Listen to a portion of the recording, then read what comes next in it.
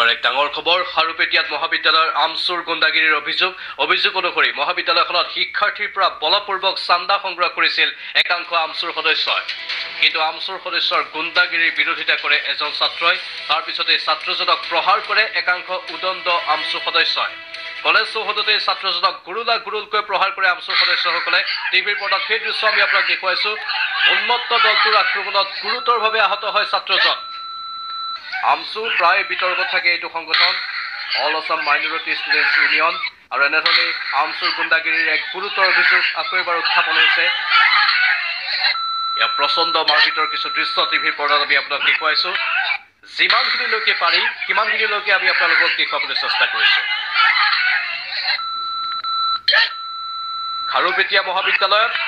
শিক্ষাৰ্থীৰ পৰা বলপূৰ্বক চান্দা সংগ্ৰহ কৰিছিল একাংশ আমচুৰ সদস্যই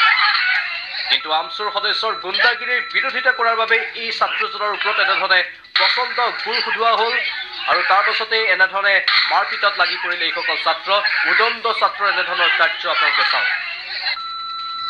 প্ৰহাৰ কৰাত নামি পৰে এইসকল উদণ্ড আমচুৰ সদস্যই কেৱল মাত্ৰ সমাজ বিৰোধী কিছু কামৰ বিৰোধিতা কৰাৰ বাবে ছাত্ৰজনৰ ওপৰত চপিয়াই পৰিল আমচুৰ এইসকল সদস্য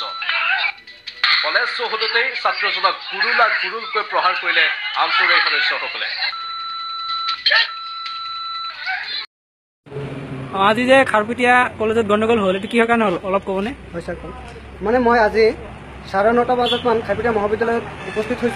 উপস্থিত হৈ মই যিটো ৰুমত আজি ফাৰ্ষ্ট ছেমিষ্টাৰৰ এডমিশ্যন চলি আছে তাত উপস্থিত হ'লোঁ যাই কিনে চালোঁ যে বাহিৰৰ কিছুমান ল'ৰা আমচুৰ ল'ৰা বাবুমণি তাৰপিছত ছাদ্দাম চুলতান এনেকুৱাকৈ 5-6টামান ল'ৰা আহি বেঞ্চত বহি মানে বলপূৰ্বকভাৱে 50 টকাকৈ দুখীয়া ছাত্ৰ ছাত্ৰীসকলৰ পৰা লৈ আছে মই যেতিয়া সুধিলোঁ যে ছাৰ আপোনালোকে কিহৰ কাৰণে লৈ আছে তেওঁলোকে ক'লে যে শ্বহীদ বেদীৰ কাৰণে মই ক'লোঁ যে নহয় শ্বহীদ বেদীৰ কাৰণে আপোনালোকে কোনো ধৰণৰ 50 টকা ল'ব নোৱাৰে কাৰণ শ্বহীদ বেদীয়ে আজিলৈকে এইটো মানে লোৱা বুলি মই গম পোৱা নাছিলোঁ হয় লৈছিল কিন্তু কম পৰিমাণৰ লৈছিল ইমান লোৱা নাছিলে মই ক'লোঁ যে নহয় দুখীয়া ল'ৰাবিলাকে ইমান কষ্ট কৰি আহি মানে তেওঁলোকে 15-16 কিলোমিটাৰ দূৰৰ পৰা আহিব লগা হয় 10 টকা নাপায় তেওঁলোকে খৰচ কৰিবৰ কাৰণে গাড়ী ভাড়া দিবৰ কাৰণে নাপায় তেতিয়া মই বাধা দিয়াত বা ছাৰসকলক ক'লোঁ যে আমাৰ হিষ্ট্ৰী ডিপাৰ্টমেণ্টৰ ছাৰ এটা আছিল কৰিম ছাৰ মই ক'লোঁ যে ছাৰ এনেকুৱাকৈ বাহিৰৰ ল'ৰাবিলাকে মানে পইচা লৈ আছে আপোনালোকে নকয় কিয় মোক ছাৰে তেতিয়া তৎক্ষণাত আহি ক'লে অধ্যক্ষ মহোদয় আহি তৎক্ষণাত ক'লে যে তোমালোকে বাহিৰৰ ষ্টুডেণ্ট তোমালোকে ইয়াৰ পৰা গুচি যোৱা আমাৰ কলেজৰ পৰিৱেশটো বেয়া হৈ আছে তোমালোকে যোৱা তেতিয়া বাবুমণি নামৰ ল'ৰাটো নামানিলে জোৰকৈ ল'ৰাবিলাকৰ পৰা পইচা লৈ আছে আকৌ আমাৰ খাৰুপেটিয়া মহাবিদ্যালয়ৰ ল'ৰাবিলাকে আকৌ যেতিয়া বাধা দিবলৈ গৈছিল তেতিয়া বাধা দিয়া থাকোঁতে প্ৰিন্সিপাল ছাৰে গুচি গ'ল যোৱাৰ পিছত মই গুচি আহিলোঁ 15 মিটাৰমান দূৰত আহিছোঁ অহাৰ পিছত তেওঁলোকে বাবুমণি নামৰ ল'ৰাটো বাৰাণ্ডাৰ পৰা ফাল মাৰি আহি মোক এটেক কৰিলে ঢাকা এটা মাৰিলে মাৰাৰ পিছত তাৰ লগত যিবিলাক আমচুৰ লিডাৰ আছিলে তেওঁলোকক ক'লে যে তাক মাৰ কোৱাৰ লগে লগে গোটেইকেইটা মোৰ ওপৰত জঁপিয়াই পৰিলে মাৰিব ধৰিলে আপোনালোকে ভিডিঅ'টোত দেখা পাব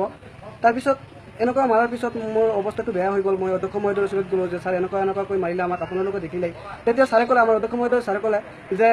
তুমি তৎক্ষণাত এটা এজাহাৰ দিয়াৰ পিছত তেওঁলোকে অচি ছাৰ আহি আছে হেৰি কৰিব তেওঁলোকে আটক কৰিব তেতিয়া আমাৰ জলা থানা ভাৰপ্ৰাপ্ত মহোদয় আহিলে তাৰ ওচৰত এজাহাৰটো দিলোঁ দিয়াৰ পিছত তেওঁলোকে আটক কৰিব বুলি ক'লে নকৰিলে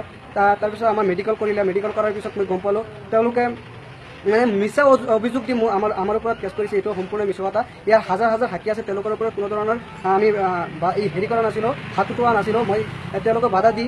গুচি আহিছোঁ তেওঁলোকে নিজে আক্ৰমণ কৰিছে গতিকে আপোনালোকৰ মিডিয়াৰ দ্বাৰা মই এটা কথা স্পষ্টভাৱে কৈ দিব বিচাৰিছোঁ মোক মাৰিছে এইটো ডাঙৰ কথা নহয় মোৰ দ্বাৰা গোটেই অসমৰ ছাত্ৰসকলে যাতে বুজি পায় যে আমচুৱে তেওঁলোকে নিজৰ বিজনেছৰ কাৰণে এনেকুৱাকৈ 50 টকা 100 টকা 200 টকাকৈ লৈ থাকে গতিকে গোটেই ছাত্ৰ ছাত্ৰীসকলে সজাগ হ'ব লাগে গতিকে ইয়াৰ বিনিময়ে এটা টকা তেওঁলোকক নিদিয়ে কোনো মহাবিদ্যালয় যদি এনেকুৱা ধৰণৰ বাজেট তেওঁলোকে উত্থান নকৰে শ্বহীদ বেদী নহয় গতিকে তেওঁলোকে এটা বিজনেছ বুলিয়ে কোৱা যায় এটা ষ্টুডেণ্ট অলৰেডি আমাক কৈছিলে বিজনেছ বুলি তেওঁলোকৰ মুখৰ পৰা মই শুনিছিলোঁ বিজনেছ বুলি তেতিয়াই মই তেওঁলোকৰ বিৰুদ্ধে মানে অধ্যক্ষ মহোদয়ক কৈছিলোঁ অধ্যক্ষ মহোদয় বাৰে কোৱাৰ পিছতো তেওঁলোকে কথাবিলাক গুৰুত্ব দিয়া নাছিলে